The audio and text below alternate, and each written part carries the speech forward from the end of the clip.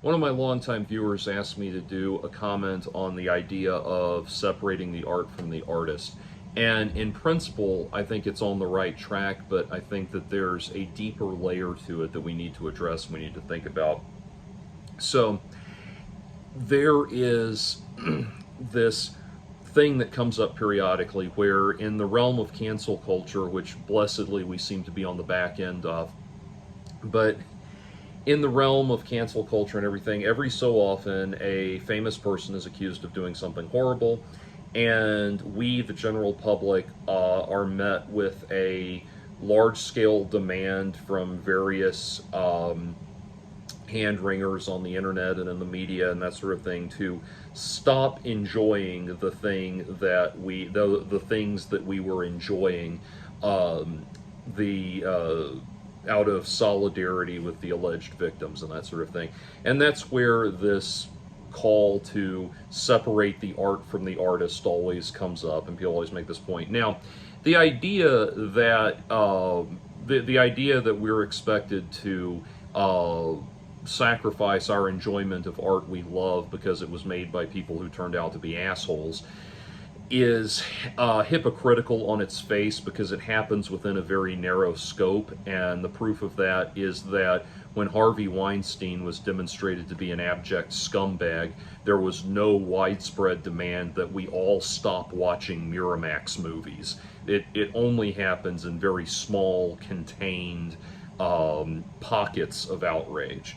So things like, for example, Woody Allen is one of my favorite directors. I won't go into a long litany of it right now, but he has sexual abuse allegations that have emerged and re-emerged through the years.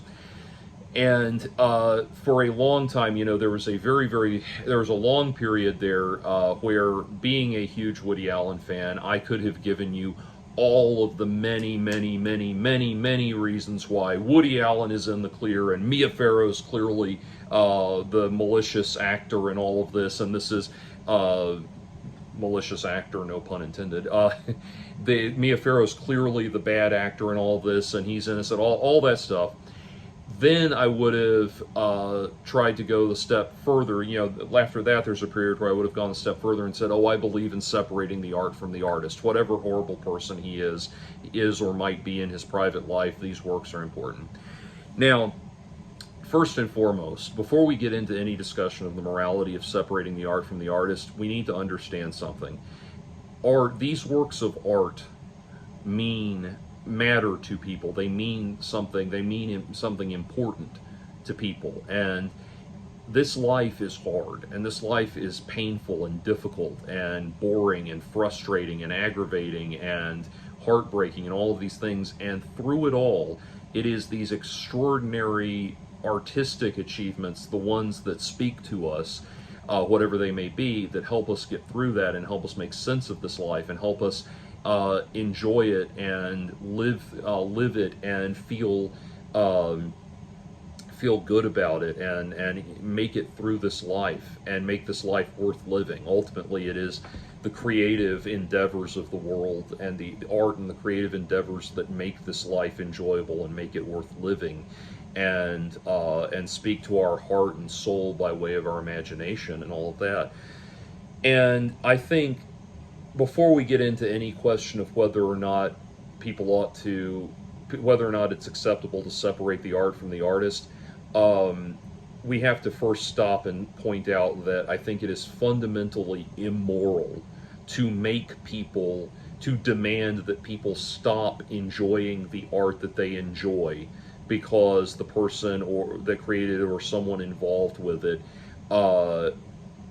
was somehow, has done something wrong or been accused of something wrong and that kind of thing. Another example, two of my all-time favorite movies, Seven and The Usual Suspects, and a third one, Glengarry Glen Ross. All three have Kevin Spacey giving incredible performances. What's interesting about Kevin Spacey is that even though he's been completely exonerated in a court of law on every single accusation levied against him, he's still supposed to be canceled for some reason. He didn't get the Johnny Depp treatment where we finally, Johnny Depp is proven to be is proven to be right again, is able to disprove the accusations that Amber Heard made, and finally we forgive him and allow him to move on with his life. For some reason, Kevin Spacey didn't get that, probably because he is not the the same level of beloved entertainer that occupies the hearts and minds of the mainstream public. He's known as being this kind of kooky character actor and that sort of thing. But anyway, all of these things keep happening; they keep emerging, and we're always we're always expected. Using the Kevin Spacey example, I love the Vile Eye YouTube channel. He has a series called Analyzing Evil, and in that one, I believe it's the Vile Eye episode on Seven, where he analyzes the John Doe character. I believe it's Vile Eye. I haven't looked at it in a while, so I could be thinking of something else. But before he analyzes Kevin Spacey's character as John Doe in Seven, he begins with this long explanation of why he thinks that, or why he thinks that it's important to separate the art from the artist and everything. In the case of Kevin Spacey, it being an incredible actor despite all of the things he's been accused of. And really all that's saying there is look, this art means something to me. It continues to mean something to me, irrespective of the people who made it. And I really don't think it's moral to ask people to give up art that they love on those grounds, because, when the accusations were first being levied against Marilyn Manson, I was actually on the side of Evan Rachel Wood and came around to Marilyn Manson's side over time as more and more evidence started pouring in. But early on in that, I pulled up an old Marilyn Manson music video on YouTube, and I noticed this one post that had said, this person said, this song helped prevent me from committing suicide. And I would never tell someone like that, if someone in that position, that they have to give up this piece of art that helped them overcome the desire to commit suicide because of some moral crusade that I'm on. I just cannot do that, and I don't think that's okay. And I think it comes out of, I think it's born, the impetus to demand that people do that is born out of a lot of things, not the least of, it's born out of a lot of things. One thing is the overwhelming abundance of people who view the world in terms of class power, class struggle, and struggles between hierarchies of power and that sort of thing. And consequently, they care about that infinitely more than they care about art, and they just see the creators of art as a privileged class of people to be beaten, torn down, and overcome, and everything. And they don't have any respect for or value for the actual art itself, or the value of art. They see that as immaterial. They only want the workers of the world to throw off their chains and unite and overthrow the bourgeoisie and all that. And sadly, the world is overrun with people like that, and I think they view artists and prominent artists and creative people as a bourgeoisie class to overcome. So that is one aspect of it. There's a deeper element of it that is good. It speaks to the human capacity for sacrifice, this idea that if we all offer up some kind of sacrifice, the ills of the world will stop presenting themselves. In a sense, it's kind of like, we see this mentality show up in the every time there's a shooting, there's an inevitable call for gun control and that sort of thing.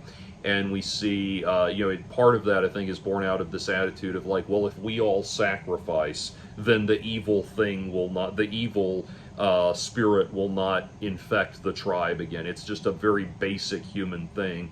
When, of course, logically, people who had no intention of going on a killing spree and never would have gone on a killing spree, giving up their guns, does nothing to stop mass murdering fuckwits who, if they didn't have a gun, would find some other way to do it. Anyway, things like that. So there's that attitude. There's that morality of sacrifice in there. And so there's a lot of elements in there. And separating the art from the artist seems like a sort of compromise with that, an acknowledgement of, well, this person, I'm loving the art and not endorsing what the person did. Now that is true, and that's true of, like, with Woody Allen as an example that I used. Like I said, there was a time when I would have tried to make a huge case for why he's in the right and Mia Farrow's in the wrong and everything and all that. Now it's just, my attitude is just, look, if he broke the law, put him in jail, but I'm not going to stop enjoying all of these incredible movies that have spoken to me and touched me and changed my life. And I'm not going to suddenly stop being completely emotionally devastated, just amazed and blown away by Annie Hall and Manhattan and Stardust Memories and Hannah and her sisters and Interiors and Wonder Wheel and just Cafe Society. I can go on and on with the incredible movies that he's made. No, I'm not going to make that argument one way or the other. I'm going to enjoy what I enjoyed, and if the person who created them has broken the law or needs to rectify personal slights that he's done towards other people in the past, that's his business, and I would encourage him to do it. And so that's the reality of it. The reason we feel like we need to make this concession of, oh, I separate the art from the artist, is because we feel a pull to justify, to prove to others that we are not the thing that they are accusing us of, that our continued enjoyment of the art created by a controversial figure does not make us a tacit endorser of the wrongdoing that they have committed. I'll give you this. I'll put it like this. When 20 plus years ago, when I had just started at Berkeley, I was talking to a gentleman who, a dude I lived down the hall from the dorm. We were hanging out and talking. And he told me about a situation where his sister and her friend had gone to see a concert by a man who is now one of the biggest musical sensations on the planet. I'm not going to say who he is. I'm not going to give any indication of who I'm talking about. And by the way, I will thank the few of you that make it a habit of contacting me privately about things with questions. I will thank you not to ask me about the identity of this person. I will not give it out. Someone out there is going to think if they DM me on Twitter or something, I'll tell them no. I'm not going to tell you who it is. I'm not going to. I cannot prove this accusation, so I'm not going to stir up massive amounts of controversy for myself. But anyway. This person is now one of the biggest male music sensations in the world, and he was blowing up huge at the time too.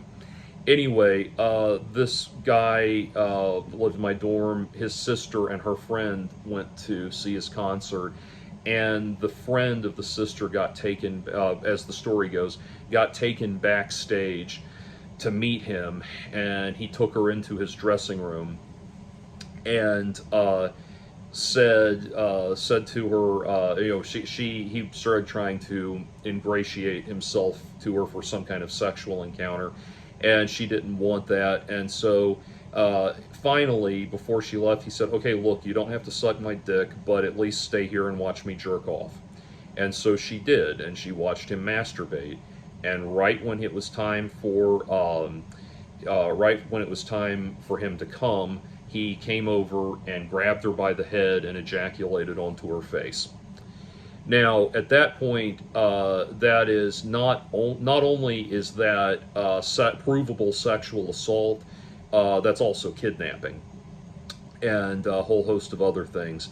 And for 2 years, many years ago, I was a dispatch officer for the police. I learned a lot about how these, the criminal charges can stack up very quickly and things like that. But anyway, That was a sex crime right there. That was sexual assault, and she should have. Obviously, people don't think clearly in these things, but she should have gone right to the nearest law enforcement officer and said, "I was just sexually assaulted. I need to file a report." And you've got DNA on your fucking face at that point. So anyway, I bring that up because I know that he has done, the person I'm speaking of, has done a lot of music that has meant a lot to a lot of people. And I cannot, it's somebody, I thought back when he came out, I thought he was a pretty boy douchebag, like so many, male singing sensations. I thought he was a pretty boy douchebag. I still do think he's a pretty boy douchebag. And that story about him has prevented, it's one of those things where obviously I can't prove it to be true, but it was something that was told to me in earnest by someone that I don't think had a motive to lie to me. And because of that story has kind of prevented me from ever developing a taste for his music and appreciation for his music. There are a lot of male stars out there that when they came out, I thought they were pretty boy douchebags, and then I've developed an appreciation for their work as time has gone on. Leonardo DiCaprio being an example of that. But anyway, but that guy, yeah, it's impeded my ability to ever enjoy or appreciate his work. But at the same time, I realized that there's a larger scope to that. That people who, the overwhelming majority of people who are discovering his music and developing a taste for it and an appreciation for it are not doing so through the lens of that story that I know about him. And there is always that kind of like that. I think there is kind of that feeling of like, that high school, I know a secret, you want to whisper it to everybody kind of thing in the background of that. Like I feel the urge to do that. But I realized that he has done a lot of music that's meant a lot to a lot of people. And as disgusting as I find him, and as much as that my knowledge of that impedes my ability to appreciate his music, I don't think it's a moral good to go around telling people that they can't have these works of art that mean so much to them and move them and speak to their lives and everything. And I know it's always tempting to say, well, go, you can go find something else. There's something else out there for you. It's not that simple.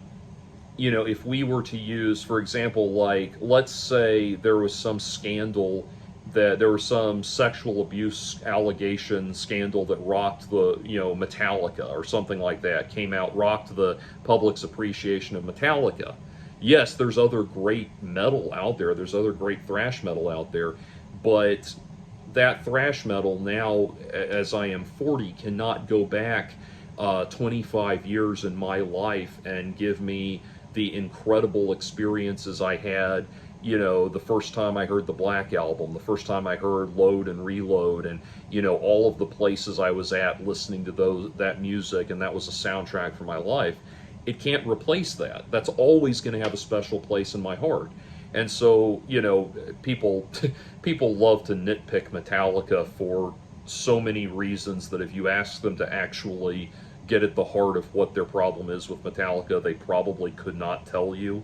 But it's like, I'm sorry, the fact that Lars Ulrich, the fact that Flemming Rasmussen made Lars Ulrich go take drum lessons while they were recording Ride the Lightning does not rationally encompass your hatred for Lars Ulrich. I mean, it's just ridiculous. But anyway,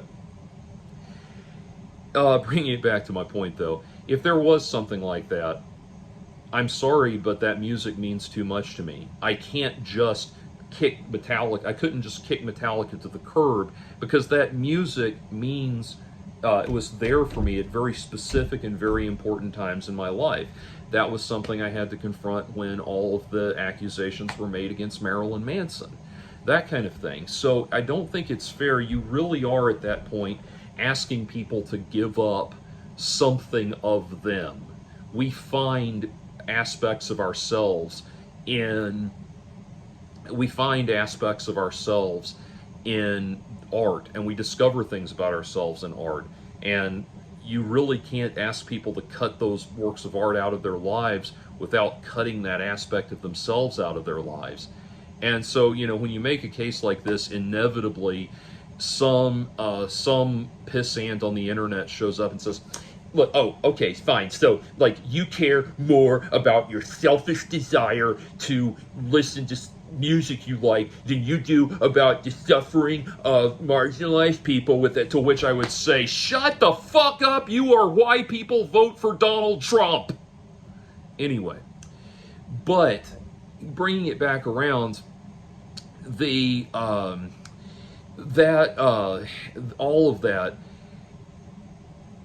there is a larger maturity that we need to have in our appreciation of there's a larger maturity that we need to have in our appreciation of the concept of separating the art from the artist. Because here's the thing, while obviously, yes, it is entirely possible to enjoy a piece of art without endorsing the bad behavior of the person that created it. That's entirely possible, and you can do that, and that's legitimate. It overlooks a deeper truth, which is this. Rather than accepting that, or rather than saying that we need to separate the art from the artist, we need to be mature and say something deeper, more honest, and more profound, which is that people who do horrible things can also do good things, can also produce amazing works, can also accomplish amazing things. People can do horrible things and also produce artistic output that's incredible. In the case of Harvey Weinstein, for example, Harvey Weinstein and his brother together, when they created Miramax, made an extraordinary contribution to the world of cinema, which was that they made independent cinema profitable. When they created Miramax and gave us Quentin Tarantino and Kevin Smith and so many incredible films and so many incredible creative people, they made, through some very savvy promotion and very savvy business deals, they made independent cinema profitable. That is very significant. And the thing is, rather than say we're separating the art from the artist, we're separating all of that out, we need to be mature and say people can do horrible things and they can do good things. When they do horrible things, it is incumbent, when they do horrible things that rise to the level of criminality, it is incumbent that they be punished for those things. And sadly, many of them will get away with the horrible things that they've done. But that's the reality. Rather than trying to say we separate the art from the artist, which we're inevitably going to do anyway, what we need to do is make the more mature decision to say, look, horrible people, people can do horrible things and good things. People are not universally black and white. They are extremely multifaceted. And we need to acknowledge that. That's a lot scarier. That's a lot scarier because that involves, that at that point, you're asking people to look into the shadow, what Carl Jung would call the shadow. People do everything in their power not to have to look into their shadow selves. And making a concession like that horrible people can also do incredible things, that involves people having a level of emotional depth and emotional maturity and introspection that most people are terrified to have. And that's why the dialogue between, this person did a horrible thing, you have to stop and, you have to throw out all your albums, and no way I can separate the art from the artist. Both of those things are both of those things are kind of compromises that are that people put out there into the world to avoid having to really look in and confront the dark reality that people are not one thing. People are multifaceted. People can be horrible human beings in one way, in one aspect of their lives, and absolutely incredible in others. You know, and there is, I mean, when we have the things like the horrible human being in their private lives that does incredible works of art, we often don't stop to talk about the people who are the opposite. You know, and consider the people who are the opposite. Like, Neil Breen has made some of the most hysterically bad movies ever made. Like, his audience is literally nothing but people who line up to mock him and make fun of him, and he's such a narcissistic attention whore that he will capitalize on that. But he pays SAG minimums and is apparently a lovely person in real life and a pleasure to work with, and people enjoy working with him. You know? So the point being that, you know, horrible people can create amazing works of art. Decent people can create terrible works of art. People are multifaceted, and we need to have the maturity to say that they need to have the maturity to say that horrible people can do incredible things sometimes, contribute things of value sometimes, and that doesn't excuse them being horrible people. The last thing to point out is that if we are being realistic, saying the idea of separating the art from the artist is also insincere, in the sense that it's not logistically possible. That artwork is an outgrowth of that person, the person who made it. It is an outgrowth of something within the person that made it. So to say that there is to say that this piece of art is incredible is to say that there was some incredible there was an incredible motivating force within the person who made it. It is an outgrowth of something within them, and that's where we have to be. That's where we have to be mature enough and introspective enough to say, "Hey, every human being has a wealth of positive attributes and negative attributes. We have this shadow self that we dig into that shadow, whether we intend to or not, and we pull out the results of what's inside of us. Sometimes it's incredible, sometimes it's horrible, and that's reality. That's the reality of the situation." So, like I said, in terms of do I think it's possible to enjoy a work of art without endorsing the horrible things that were done by the person who created it? Yes, obviously. Absolutely. But I don't think that gets really at the heart of the discussion that needs to be had.